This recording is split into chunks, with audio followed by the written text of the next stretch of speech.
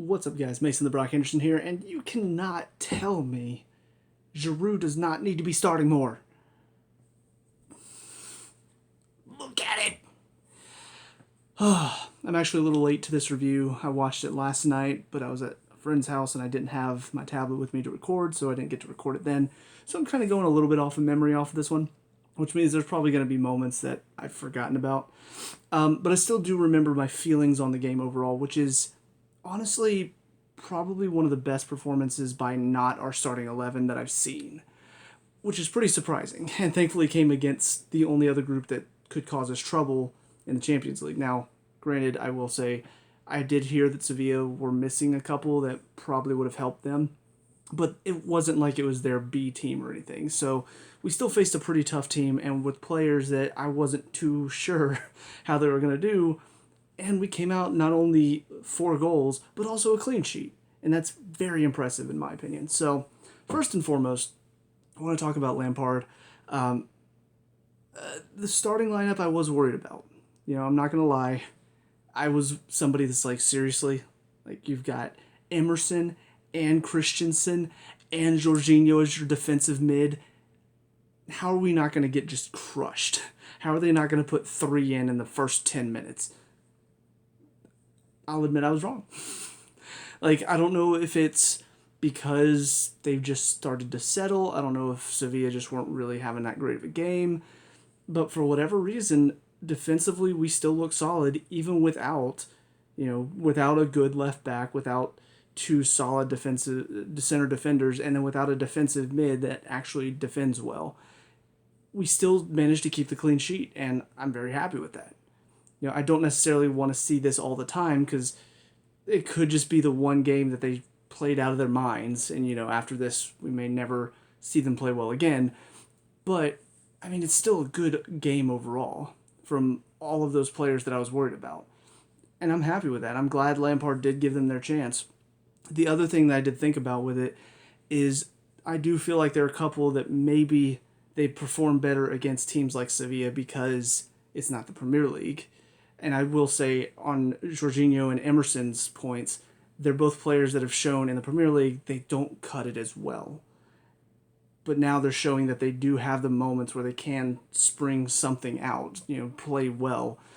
But again, is that because it's a Spanish team and they're not going to be as rough and physical and they're not going to, move the ball as fast at you? They didn't really counter as quick. They were more possession based as well. So is that why they played so well? Is that why these players that normally I'm scared to have on the field showed out and had fantastic games?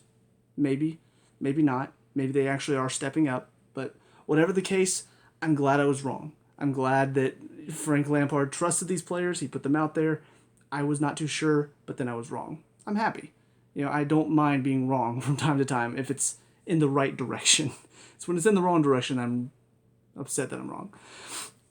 But then also, I think the subs were okay. They still weren't fantastic. I still feel like, they're mainly, you're just kind of switching things around without really thinking about what's going to affect the game or thinking about the future, I guess, in the next game that we got to play. Because I do feel like some of these subs should have come a bit quicker and maybe a bit more spread out instead of 3 and 2 subs. But I like the players that did come on. I like to see some players given a time and then some players also given a rest because they're still returning to full fitness. So I thought the subs were fine.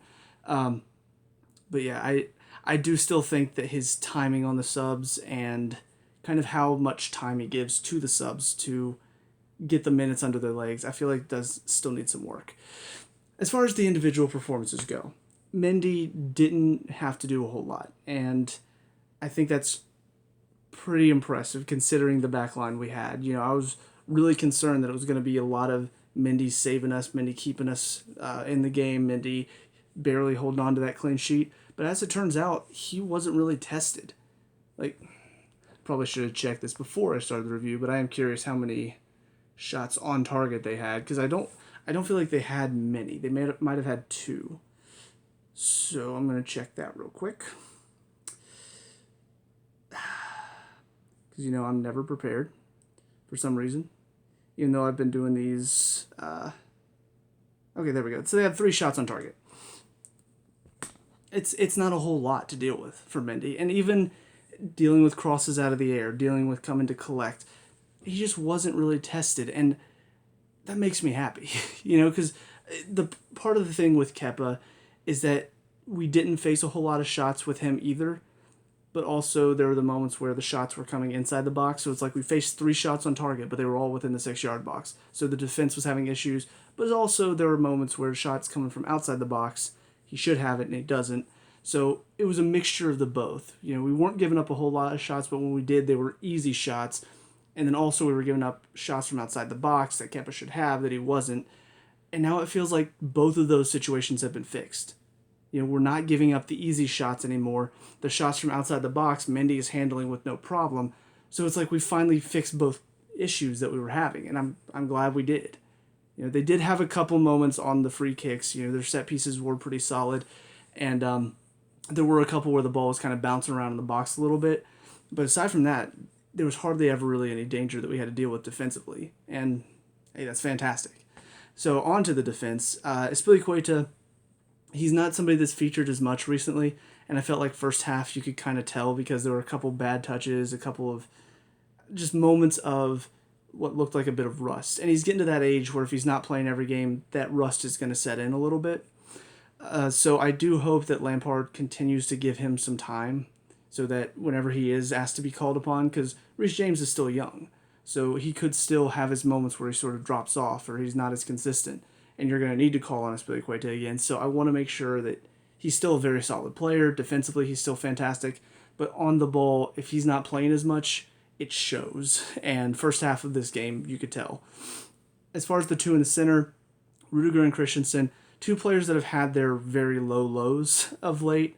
Rudiger started to step it up in the past few games, but he was paired up with 2 solid defenders in Zuma or Silva. So to be paired up with Christensen, it's a bit of a scary pairing because both of them have had their faults, major faults, both this season and at the end of last season. So definitely nervous going into it, but honestly, both of them solid. I mean, I can't think of anything fantastic. There were a couple blocks that both of them made that were good, but I can't think of anything like super like last ditch tackles or keepers out and they stepped onto the line and made the block. Nothing like that, but they did their job very well. And I felt like both of them were very well positioned. It didn't feel like either of them were getting drawn out, which is a major thing that Christensen normally does. But he wasn't really stepping out of position. He wasn't getting beaten behind. It seemed like they were both reading the runs and tracking them well. And that's something that they both had difficulty with. And so the fact that we didn't really struggle defensively with the 2 of them in there, I feel like is a huge credit to whoever. I heard we got a new defensive coach this season. Huge credit to them, because the fact that our 2 most shaky defenders now look solid is great. Because they're both players that I've had moments of I want to see more of them. I feel like we've got a bright future with both of them because they're both relatively young for defenders especially. Most defenders can play, Silva's playing, he's 36. Or is he 37 now? Can't remember. But they can play into late 30s almost for most defenders. So the fact that they're still both, I think, mid-20s and they're stepping up and they're actually becoming solid defenders, I mean, that's exciting for our future. And if we can keep that going, I feel like it's going to be great. So fantastic from both of them. Emerson still had a couple of his moments. He's still... There's still moments of just, I don't know, a lack of desire to get behind the ball at times.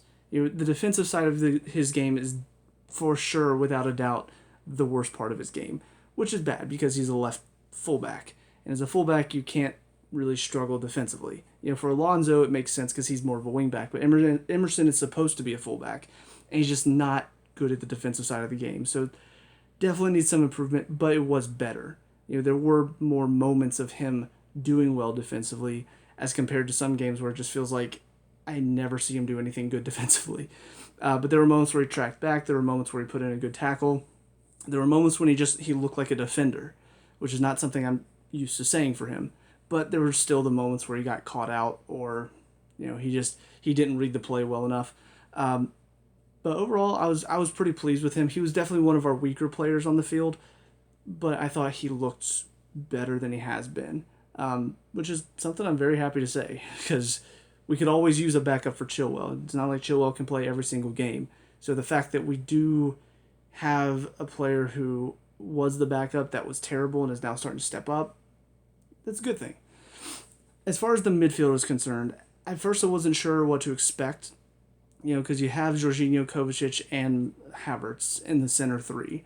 I wasn't sure if it was going to be kind of what we've seen, the 4-3-3, where Jorginho's sitting and Kovacic and Havertz are kind of up and down, or if it was going to be Kovacic and Jorginho sitting deep with Havertz more the attacking threat. But what we saw was more the 4-3-3. And for what it was okay. I still think there were moments where Jorginho showed he's still not good enough to be defensive mid. But also, I do think that he did better than he has been doing. But again, you're playing against Sevilla. They're a Spanish team. They like to keep possession a lot more, which gives you more time to sort of pack it in and let them work it around their back while we're waiting for them to come on to us. Whereas in the Premier League, if Jorginho is sitting there, he's getting beat for pace every time, and he has done before. So I feel like that kind of helped him in this game. He was able to sort of sit deeper and not have to worry as much about chasing back or track and runs. He could just be there and read passes, and that's kind of the side of his defensive game that he does well, is the interceptions, the reading of passes, making sure that they can't easily play through the middle. So I do think he was helped in that sense. Passing wise, it was okay. He kept the ball moving. There was one great pass. It was like shortly after Mount came on in the second half, he lays a ball first touch right through onto his chest, and Mount nearly puts it away. So he definitely did have his moments where he set up some great plays, but he's still, I think, obviously our weakest option at defensive mid because Conte is there, but I just feel like he is your weakest midfielder right now. You've got Mount, who's just a hard worker. You've got Kovacic, who's a hard worker, but also clever on the ball. Conte is just a beast in the midfield, especially when he's sitting deep. Havertz is showing he's a beast in the midfield. So Jorginho, I feel like, is just struggling to find his place.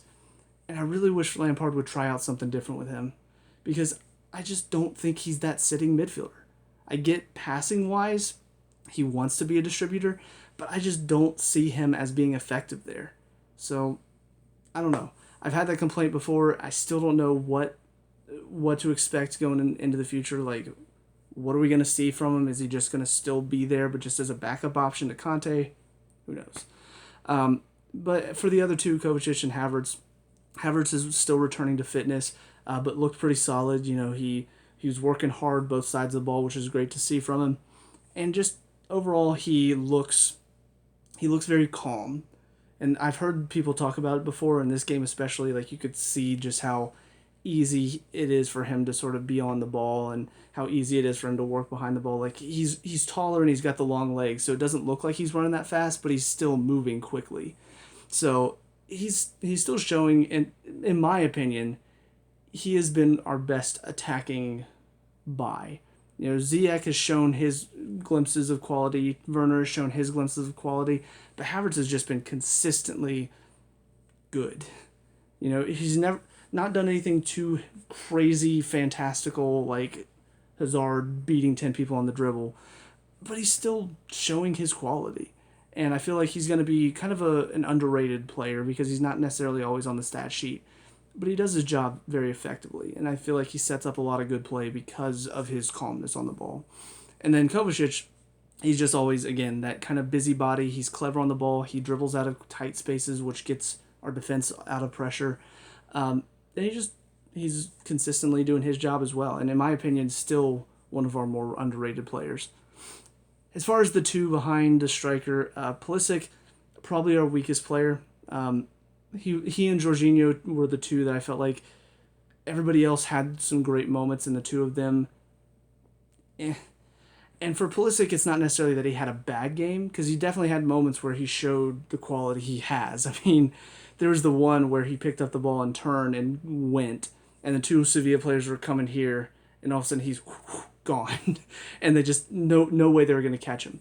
The problem was right after that, he does well to take the defender one-on-one. The defender's trying to decide, do I go, do I not, do I stay, what do I do? and then he sort of takes it out wide and then blasts it over the bar. Too many moments of that. And I know he's trying to cement his place. He's trying to say, hey, pick me, here's why. But it's like he's working too hard at it. And so because of that, there are a lot of moments where it didn't come to anything. The finishing wasn't quite there. He's trying too hard to make something happen. And when you try too hard, you kick it 10 miles over the bar because you're putting too much force into it and then it's gone. So I just feel like he needs to not try so hard. He needs to let the team build around him. He is a very intelligent, creative, attacking player. So utilize that. Use that intelligence. Use that creativity. You don't always have to blast through everybody and blast it home. Just be creative, beat those first two players, and then use your other two creative attacking options because both of them were in form. Use that and create something off of that. So it's something that I'm sure a few games later he'll probably grow back into it. He'll probably stop trying to do so much, stop trying to be the focus of every attack, and start playing with the team again. But I do worry that if he gets in this mindset of like, I've got to do this, I've got to score, I've got to beat everybody, it's going to end up leading to a few games where he just doesn't get picked because he's not really giving us much. So hopefully he can grow out of this. Hudson-Odoi, I felt like had a very solid game. Lampard actually talked about that, not playing him against Tottenham, not even putting him on the bench. Like people were asking, like, is everything okay there? And he said, yeah, it's just a decision that had to be made, and his reaction was brilliant. And then I see him come into this game and absolutely tear it apart. And I mean, it's not like he was the best player on the pitch, but he was one of the better ones. He was a player that was working hard. He was putting in good challenges. He was moving the ball well. He had a very solid game. And it's good to see, especially from such a young player, to be benched, against Tottenham, to not get to play against the London rivals. And then next game, you have to come in and have that mentality to just be like, hey, you didn't put me on the bench, it's fine. I'll just come out here and show you what I can do. And he did it. And I was happy with it. Second half, again, typical of Hudson-Odoi, he doesn't tend to play as well in the second half, but it still felt like it was one of his better second half performances after starting. So hopefully he's growing. Hopefully he's getting better and better because he is a very good option to have on the bench. And honestly, between him and Pulisic right now, probably choosing Hudson-Odoi just until Pulisic gets back to that full fitness and gets out of that mindset of I've got to do everything. And then, of course, man of the match, Olivier Giroud. Was there any doubt, really? 4 goals. He even won the penalty to set up the fourth one. Come on. But this is what he does. He is ever consistent. And I don't know why Lampard doesn't give him more time. I get that first of all, you've got Werner, who you've brought in for a lot of money. You need him to succeed. Totally get that. You want to give him the time because you spent a lot of money on him. Understand. Abraham, young player, came through the academy. You want to give your academy prospect a chance to succeed. Totally get that. But when you've got a player like Olivier Giroud, who just naturally is a finisher, and not even just the finishing, his play on the ball too is so effective. He brings other players into the play. He does such a good job of holding it up, making things happen. I don't know why Lampard doesn't choose him more. I'm not saying bench Abraham and Werner over Giroud, but if you've got a couple games like recently where Abraham's just not really giving you a whole lot, Werner, you have to play him on the wing because you don't have any other options there because Hudson-Odoi is just not making the bench and then Pulisic's still returning, whatever. If you've got the option to play him or Abraham, I would still choose Giroud right now. I'm not saying always bench Abraham, but between the two at the moment, Giroud's going to give you more consistency. So if you've got a tough game coming up, I would play Giroud. And then if you got a game, Leeds in the weekend, if he gives Abraham some time, I wouldn't mind it. But I really do think, going forward, especially against some of these teams where you're going to have a lot of the possession, Giroud is such a good option to have. Because Abraham, while he does have the height in the air, Giroud's better. Werner has the pace to take on a lot of players, but if they're going to pack it in, that pace doesn't mean anything. So Giroud's the better option. But yeah, I was glad to see him get the 4 goals and just show why he needs to be picked more. He just deserves to after everything he's done for the club. As far as the subs that came on, though, most of them played well. You had Mount come on with Conte and Ziyech for Hudson-Odoi, Kovacic, Havertz. No, wait, I'm sorry. Came on for Pulisic, Havertz, Kovacic. And that's just down to Kovacic played in the weekend, so probably giving him a rest. And then Havertz and Pulisic still returning to fitness, so giving them a rest. But all 3 of them came on, played pretty well. Ziyech still not quite hitting the heights that he did in the first few games that he played, but still had some good moments, still played well, and still worked very hard off the ball too, which is something that I really got to appreciate from him. And then Mount of Conte, of course, just they're always going to run. They're always going to put pressure on people. Still think Conte is better deeper, but when you got a team that's going to keep a lot of possession in their defense, Conte's a pretty good option to have. As far as the other 2 subs that came on, you have Werner came on for Giroud, and then Gilmour comes on for Jorginho. Werner, had a couple flashes. They came on with only, I think, 11, 12 minutes left, so it's not like they had plenty of time to get stuff done. But Werner, had a couple flashes, nearly won the penalty off the handball, which I personally don't think it was. I'm glad VAR didn't call it, because I've seen that happen way too many times this season. I guess VAR tried to call it, but the center ref said no. I'm like, thank you, ref. Like, you've not been great today, but thank you for not giving us that, because that would have just been awful. And then Gilmour, good to see him getting some minutes again. He's still a player that I believe is going to be effective. Kind of, again, going back to my point of Jorginho trying to fight for his place. He's already losing out to all these other players. Gilmour, I feel like, has shown more than Jorginho, at least since he's featured. Obviously he didn't feature a whole lot, but in those few games that he featured, he was showing more than Jorginho there. Just like, you're getting beaten out by the kid now. So, just again, another point to, he's either got to find another place in the team, he's got to find another role for himself, or he's got to step it up somehow, and I don't know how. It's not like you can make yourself faster, but yeah, I'm glad to see Gilmour getting some time. I hope it's going to be hard for him to get time with how many talented midfielders we have, but you've got Morecambe coming up in the FA Cup, and then you've got a game, not necessarily a wash of a game against Krasnodar, because they will be fighting since, I think did they beat Rennes or did Rennes beat them? It's a good question, one I'm about to find out the answer to. But like the last game, we've already confirmed our place in the round of 16 for the Champions League. It's a matter of, okay, yeah, Krasnodar did beat Rennes.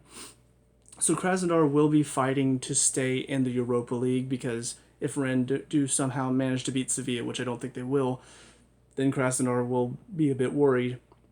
I think if Sevilla do beat Rennes and we lose to Krasnodar, I still think we'd probably have Sevilla on goal difference, so I don't think we'd lose out on first place if we lost.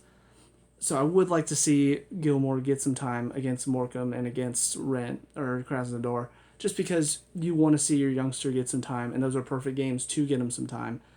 Compared to Jorginho, who's probably going to be seeing a lot of minutes, probably more substitute appearances, but I do feel like he will be seeing some time just because Lampard does like to choose him and does want him to get more and more minutes. I just hope it's not going to be something where he's playing consistently over Conte again, because honestly, we've seen Conte, his best position is defensive mid. We've seen that time and time again. But anyways, with all that being said, though, very excited for the result. Very excited to see what more we can bring, because there's been a lot of good performances recently. We're on a good unbeaten run right now, which is fantastic. A lot of clean sheets as well. This is a good time right now, and I hope we can continue on. It's getting to be a bit more difficult. December month is always more difficult with so many games coming quick and fast. But I do feel like right now we are prepared. We're playing well as a team. We're doing well together. It's not just one individual carrying us like under Sarri with Hazard. it's everybody working well together. It's all these players that are having good games at the same time. You know, there are a couple that need to step up, but for the most part, I'm happy with what I've seen. So let me know what you guys think down in the comment section below. What were your thoughts on the game? Let me know if you talk about and discuss, all that good stuff. Leave a like and subscribe for future Chelsea reviews. I'll see you guys in the next one. Peace out.